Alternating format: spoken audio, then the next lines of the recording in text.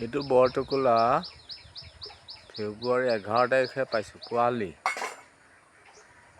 ইয়াক প্ৰতিপাল কৰি এতিয়া অলপ নিজে খুটি খাব পৰা হৈছে। এটা সময়ত এৰি দিব পৰা যাব। ই মানে বাঁহৰ পৰা পৰি গ'ল পোৱালি অৱস্থাতে। এতিয়া পোৱালিৰ পৰা খুৱাই থকা হৈছে। আজি 20 দিনমান হ'ব আৰু। আজিতো 28 তাৰিখ, 28 ফেব্ৰুৱাৰী।